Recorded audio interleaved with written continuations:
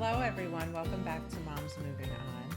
Thanks to your open and honest and communicative feedback, you have let me know that one of your favorite guests this summer was none other than Bill Eddy of the High Conflict Institute, author of many books, master of dealing with high conflict ex-spouses, and you learned so much from our first episode together on how to handle a high conflict ex-spouse that he's back today. And it is the first time in my podcast history that I invite somebody on basically just a few episodes after for their second recording. But there was so much left unfinished, Bill, and I'm so happy you're back with us today to chat about narcissistic exes. Glad to be on again, Michelle, and that's a good topic. It's a good topic. It's an unfortunate one to have to cover. I have avoided it. I think this is my 93rd or 94th podcast recording. I have avoided it for this long. I'll tell you why, and I might have mentioned this in our first recording. I do feel the term is very overused. I think it's like a hot button word right now, and everybody's ex is a narcissist. Everyone's ex is crazy. And in a lot of ways, I feel that we don't have the right to label people if we're not psychiatrists, if we're not holding on to the handbook.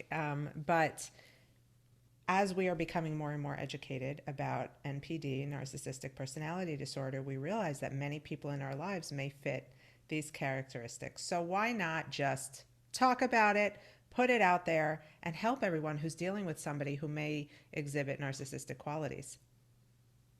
Yes, and I think that we are seeing more, so I'll let you take it from here, but you're right on topic. Well, for those of us who are just meeting you for the first time, can you let everybody know a little bit about yourself and your history in working with high conflict personality people? Sure. So I really started out as a child and family counselor in the 1980s, and I liked the conflict resolution side of things and thought about going into mediation. And in order to do like divorce mediation, it looked like it'd be good if I became a lawyer. So I went to law school and then basically in the process found that my background as a counselor was helpful for legal practice. So I went to court, represented clients for 15 years, while also doing out-of-court mediation. And then when I was in court, I started noticing, well, there's a lot of people with mental health issues that aren't being recognized. And one of them was personality disorders, which our diagnostic manual says are about 15% of the US population. And so we're bound to be dealing with them, but no one was really recognizing them. So I co-founded High Conflict Institute in 2008 with Megan Hunter, who'd been working in the Arizona court system. And we really wanted to educate people, but what you see on the surface is high conflict. So we really talked about high conflict personalities, but they usually have traits of personality disorders. So talking about personality disorders is something I believe we need to be doing more today, so people understand what they're dealing with and how to do things differently. Because you're not going to change them, but how you deal with them, you can change. That's the motto I preach so often, because I found in my own experience, the faster I learned to give up trying to change how someone else was doing something and really just learn to take a step back, worry about myself and what I can control, it made all the difference. But when you're just starting out on the divorce journey and your ex or soon to be ex has this type of personality, it's very stifling. It's very challenging. You often question, well, maybe I should just stay with him because divorcing him is going to be that much worse. Yeah, that's a real dilemma that people wonder about. And I always say it's really a question of degree, because divorcing a narcissist can be a really terrible experience, a big roller coaster, leave you with a lot of self-doubts, frustration, and public humiliation to some extent. On the other hand, staying with may be almost as bad, if Mm-hmm. not worse. So it's really a question of degree. And I don't tell people, oh, narcissist, divorce them, get out of there. I say you've got to decide for yourself. But you've got to look at the fact that what you see today is what you're going to see 5 years from now, 10 years from now, 20 years from now. So it may be a question of when makes the most sense to end this process and move on with your life.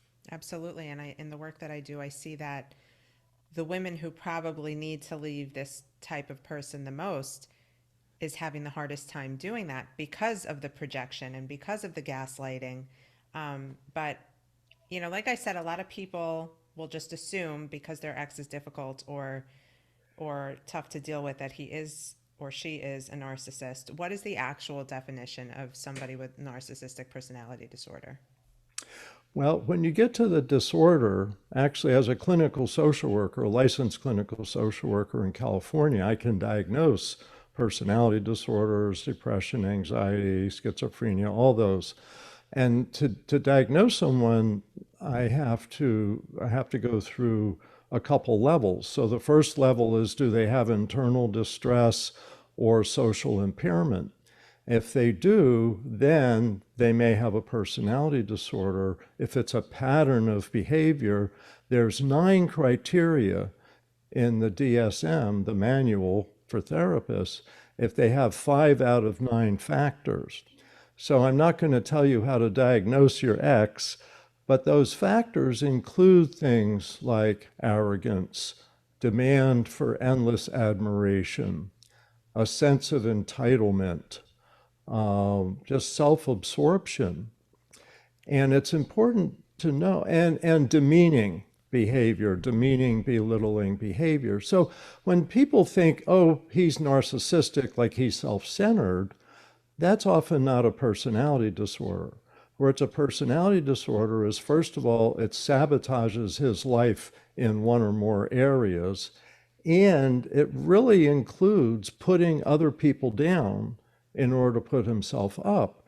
And as you mentioned, that really wears away at the self-esteem of a partner, Mm-hmm. and you can really get worn down. And the concept of gaslighting is so related to narcissists because they create their own narrative and say, this is what's happening. And you say, no, it's not. I can see this is what's happening. You say, no, it's not. And they have so much aggressive energy around their narrative. And that's one of the things I notice in particular about narcissists is they have a narrative that puts them up and puts you down. Mm-hmm. And it's really hard to listen to that for months and years, etc. It does eat away at self-esteem. So that's the part of narcissistic personality disorder that's really disabling and really harmful. And it takes so much for somebody to recover from from a relationship like that. But of course, when you're getting divorced with kids, you never really have a chance to fully separate from this person because you now have to raise children with them. And this becomes the most challenging thing I think anybody could ever have to deal with in their lives is working so hard to get the courage to leave a person who has let their personality disorder, dump all over the relationship. But now we've got to raise kids together from afar. Yes, and one of the difficulties is narcissists, because they're so invested in their narrative, are telling the kids their narrative. Mm-hmm. And I've got many cases. I do mostly high conflict consultation now, but for many years as a lawyer, before that as a therapist, many cases where the children start to believe and absorb the narcissist narrative. And so, Mom, why did you break up the marriage? Mom, why do you take all of Dad's money? Mom, this and Mom that. And by the way, it could be the other way around. I do have cases of female Yes. narcissists and men who are in that more kind of stuck position, but it is more male. And this dynamic of persuading the kids is one of the hardest things to deal with. And they also were good at persuading professionals of their narrative. And so you're kind of between a rock and a hard place, but I can also give some tips for things to do. Well, you, of course, have your book, Splitting, which speaks exactly to all of this. Ladies and gentlemen, there is not a topic in this area that Bill hasn't written a book on, I think. I mean, if you go to the website, highconflictinstitute.com, and go to the store, I believe it's listed under, you're going to be blown away. But he's book Splitting, protecting yourself while divorcing someone with borderline or narcissistic personality disorder, could just become your next like Bible in your nightstand. Yeah, it's really what I try to put there, and it's co-authored with Randy Kreger, who wrote Stop Walking on Eggshells. But the idea, what I put in there is really strategies to consider before you separate. So even if you decide you want to get divorced, before you say that, there's things that can be helpful to do. Then a lot about how to manage your case in or out of court, and what to expect if you go to court, what to expect if you're out of court. Because narcissists can persuade mediators of their narrative, they can persuade judges of their narrative, and sometimes even psychologists evaluating a case. I review evaluations for people at times, and sometimes evaluators get hooked by the narcissist narrative. So I was speaking to a therapist, a child therapist recently, who had recommended that one of the parties involved in this case with the child who was having a hard time have a psych eval. And I said to her, but isn't it possible that this person who's been duping everybody can dupe this person doing the psych eval? And she said, well, yes and no, because if it's a good evaluation, they're going to look at multiple factors in this person's life, their personal relationships, their professional relationships, and that's where they can find the patterns. And that was very relieving to me, because that's information that I can now share with my clients. But do you see that being the case? What I see is psychologists are the best at catching narcissists, but they don't catch all of them. Okay. But they're the best. They're much better than judges, who really don't have the knowledge background and don't have the depth of information about the case. And they're better than mediators. Now, I do a lot of mediation. I train mediators, so they know to be aware of these things. But there are some mediators that get hooked into, and they start saying, well, can't you just agree to let him have, everything he's asking for? Because they feel sympathetic, because they've got caught up in this narrative that mom's controlling and dad just wants to be with the kids, things like that. It's so so they get exhausting. Yes. It's just But exhausting. But I do want to say that a psychological evaluation is often what gets some of these cases, especially court cases, straightened out. So I encourage people, because the key is the deeper you can go, the more this can be explained to people. But I also want to give you tips for how your people can explain the case to any professional to have more success as well. Please share, because Okay. I know 99% of the time people are not moving forward with a psych eval, and even if they did, it's very hard to change somebody with NPD. Yes. So yes, your tips are always needed and so valuable. Well, let me tell you, because Splitting, the new edition came out in 2021. And so I have a new chapter on presenting your case. And let me see where that is. I always like to, it's chapter 14. And here's the key to presenting your case. Narcissists communicate with simplicity, emotion, and repetition. And that's why they persuade people to buy their narrative. So you need to communicate with simplicity, repetition, and some emotion plus facts, because that's what they're often missing. So here's the strategy I found is most effective, and I teach people. That is, think of the three most concerning patterns of behavior. Like it may be emotional abuse of children, or it may be manipulation of professionals, because they can often do that. There's some physical abuse involved. Whatever the three most concerning patterns are, and organize your information under those patterns and give examples, like the three worst examples of this pattern, like emotional abuse is, screaming at the child, they're an idiot and they'll never amount to anything. Or I just heard the other day a woman yelling at a 7-year-old, you should drown yourself in the bathtub. Oh my gosh. And the 7-year-old's going, oh, is that what I'm supposed to do? I don't want to do that. Yes. Talk about emotional abuse. She didn't. In this case, her father was the reasonable person. Mm-hmm. And she told Dad, and Dad's like, Mom's not going to be giving you baths for a while. But the idea is that you come up with the worst examples. Don't think in chronological order. And a lot of people present their case, this is when we got married, this is when, and they go chronologically.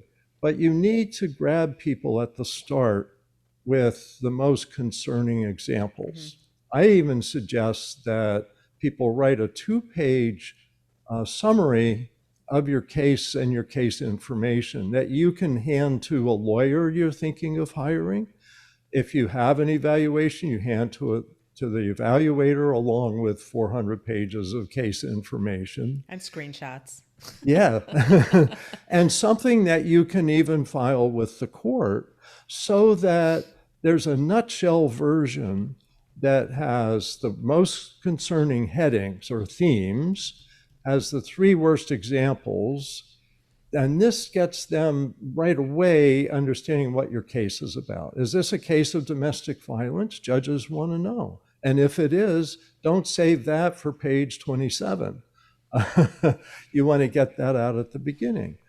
In many cases, there isn't domestic violence, but there's a lot of emotional abuse mm-hmm. with narcissists. They're constantly spilling out criticisms, negativity, and they do it in front of the kids and they do it to the kids. Mm-hmm.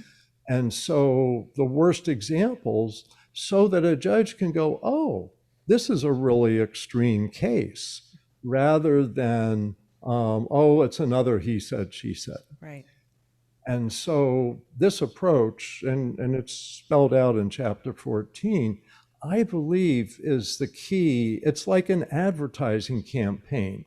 And narcissists are good at advertising themselves. And unfortunately, you have to advertise yourself back. And I think the biggest thing to keep in mind there is shifting your mindset from that of fear and, how he might retaliate to, I'm going to lay this all out there because I deserve to be heard and I deserve to be protected. And I have faith that somebody will see through all of this.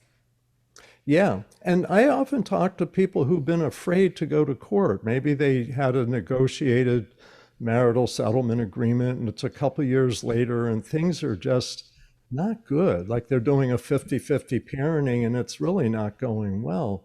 And they say, I'm afraid to go to court. And I said, from what you've told me about your case, court may be the place where you have a grown-up in the room, right? Where you have an adult saying, this is what's okay and this is what's not okay. I say it all the time. Sometimes the best thing you can do is get in front of a judge and hash things out there. Not that it's always going to go your way, but sometimes it doesn't need to go fully your way. Maybe there's a different solution.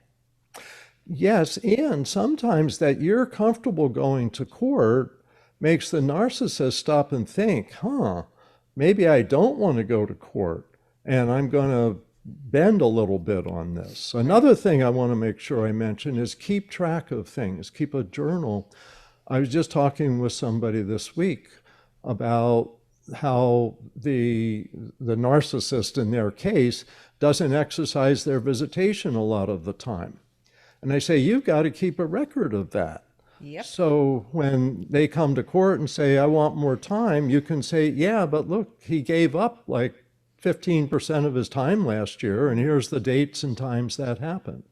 So keeping good records really I helps. always say there is never enough data that you can Right. collect when it comes, because when push comes to shove, you're going to have to present your case. And if you just have everything here in a nice little package to hand over to your lawyer or to the judge and say, well, here's proof as to why I'm right, Yeah. it's invaluable. It really, people worry about court where there's arguments made, but courts really do look at evidence. And if you have good evidence and you're well organized, because that makes the judge's job so much easier. They can say, as it shows here, these 10